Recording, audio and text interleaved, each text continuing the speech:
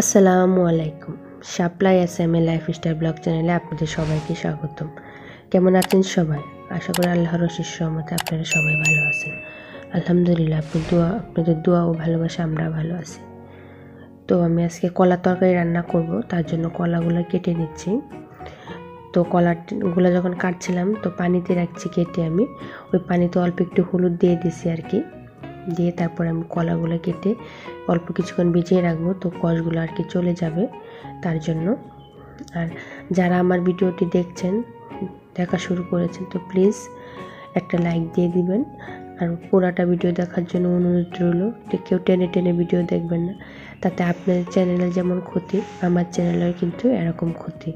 তো প্লিজ টেনে টেনে কেউ ভিডিও দেখবেন না। আর কালকা লাউ নিয়ে আসছিল, লাউয়ের খোসাগুলো আমি রেখে দিয়েছিলাম আর কি, ওই খোসাগুলো আর কি আমি এখন কুচিয়ে নিচ্ছি, আলু দিয়ে ভাজি করব। খেতে কিন্তু অনেক ভালো লাগে আমার কাছে। আপনারা খান কিনা অবশ্যই আমাকে কমেন্টসে জানাবেন। তো আমিও আগে খেতাম না, আমি খাওয়া শিখেছি আর কি, তো আমার কাছে অনেক ভালো লাগে। চিংড়ি মাছ দিয়ে আর কি ভাজি করব। আর এই যে আমার কাটাকুটি প্রায় শেষ, আমি খুব ভালোভাবে এখন ধুয়ে নিয়েছি। দেখুন কলাগুলা থেকে কিন্তু একদমই কষ, মানে খুব ভালোভাবে ধুয়ে ফেলে দিয়েছি কষটা, আর একদমই কালো হয়ে রয়ে নেই কলাগুলো, যেহেতু হলুদে ভিজিয়েছিলাম। তারপরে রসুন বার করেছিলাম ডিপ থেকে, দেখি রসুনটা বরফ হয়ে আছে, তাই ভাবলাম অল্প কিছুক্ষণ পরে রান্নাটা বসাবো।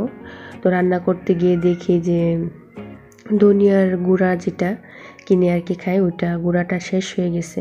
তো আমার খেয়াল ছিল না, যে আমি ভাবছিলাম যে বক্সে আমি সবসময় রাখি বাড়তিটা, ওই বাড়তি মনে হয় আছে আরও, পরে দেখি যে ওই বক্সের মধ্যে নাই আর কি।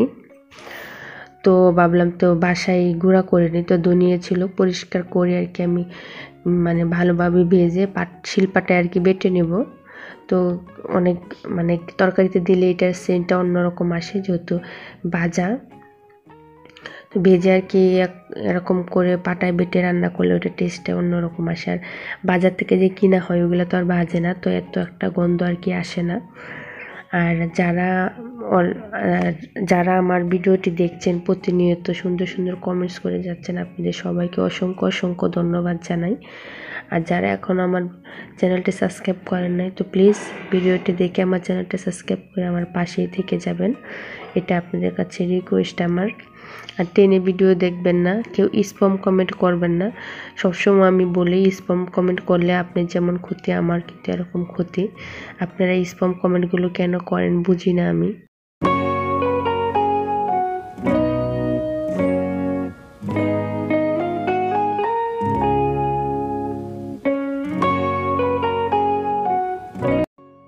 তো কলার জন্য আমি পেঁয়াজ লাল করে আদা দিই নাই, রসুন বাটা দিয়েছি, দিয়ে কিছুক্ষণ ভেজে নিচ্ছি। ভেজে তারপরে লবণ দিয়ে দিচ্ছি, লবণটা দিয়ে আমি আবার কিছুক্ষণ ভেজে নেব। লবণটা না দিলে দেখা যায় রসুনটা ছিটে ছিটে শরীরে চলে আসে। তারপরে একটু পানি দিয়ে দিলাম, পানি দিয়ে এখন আমি মশলাগুলো আর কি দিয়ে দিব। কলার তরকারিটা খেতে কিন্তু অনেক মজা হয়েছিল। তো মশলা, মরিচের গুঁড়া, হলুদের গুঁড়া, আর ওই যে তেলে রেখেছিলাম যে ধনিয়ার গুঁড়াটা দিয়েছি আজকে, তার জন্য আর কি কালো হয়ে আছে, তেলেছে যেহেতু। তারপরে দিয়ে আমি ঢাকনা দিয়ে কিছুক্ষণ আর কি কষিয়ে নেব। তো আমি মাছ ভাজবো না, মাছও আর কি কষিয়ে রান্না করব আজকে, সবসময় তো ভেজেই খাই। আর মাছটিও তাজা ছিল, তার জন্য আর ভাজলাম না, কষিয়ে আর কি রান্না করব। তো আমি কষিয়ে নিব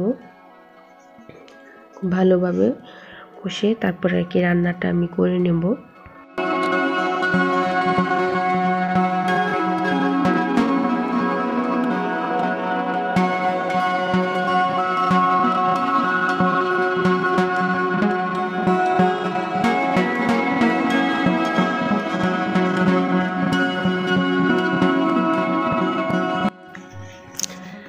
খুব ভালোভাবে মাছগুলো আমি কষিয়ে নিয়েছি উল্টিয়ে পাল্টে, আর মাছগুলো কষানো হয়ে গেছে, আমি উঠিয়ে নিয়েছি।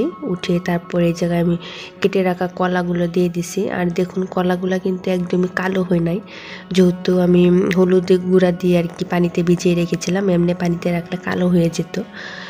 তো তরকারিটা রান্নার পরেও কিন্তু কালো হয় না। দেখা যায় অনেকে তরকারি রান্না করলে কালো হয়ে যায়।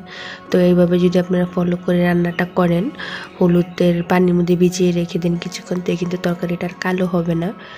তার জন্য আমি যে পানি কিছুক্ষণ কষিয়ে আর কি নাড়াচাড়া করে আমি ঝোলের জন্য পানি দিয়ে দিছি, একটু বেশি করে দিয়েছি, যেহেতু কলার তরকারিতে অনেক পরিমাণে পানি টানে। তো আমি আলু দেই নাই, আপনারা চাইলে আলু দিতে পারেন। তো আমি ঢাকনা দিয়ে আবার ঢেকে দিয়েছিলাম, তো বলক চলে এসেছে। আমি এখন মাছগুলো আর কি দিয়ে দিছি, ওইটা আর আপনাদেরকে দেখালাম না। আর আমার তরকারিটা প্রায় হয়ে এসেছে, আর আমি আর কি এই জায়গায় জিরার গুঁড়া দিয়ে দিব, দিয়ে আর কি কিছুক্ষণ রান্না করে আর কি নিয়ে আর কি নামিয়ে নিছি।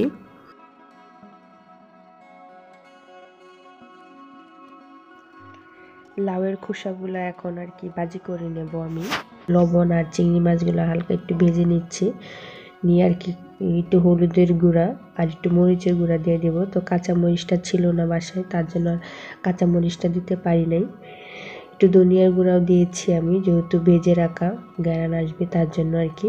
দিয়ে অল্প একটু ভেজে আমি ওইগুলো আর কি দিয়ে দিব। আর জানি না কোনো আপু ভাইয়ারা আমার সাথে এখন পর্যন্ত আছেন, যদি থেকে থাকেন তো প্লিজ একটা লাইক দিয়ে দিবেন, আর আমার চ্যানেলটা সাবস্ক্রাইব করে আমার পাশেই থেকে যাবেন। আর কমেন্টসের মাধ্যমে ভালো লাগা মন্দ লাগা অবশ্যই জানাবেন, আমার কাছে ভালো লাগবে। আপনাদের সুন্দর সুন্দর কমেন্ট করতে আমার অনেক ভালো লাগে। তো এই যে আমার রান্নাটা হয়ে গেছে, খেতে কিন্তু অনেক ভালো লেগেছিল। তো আজকে ভিডিওটা এখানেই শেষ করব। আল্লাহ হাফেজ, আসসালামু আলাইকুম।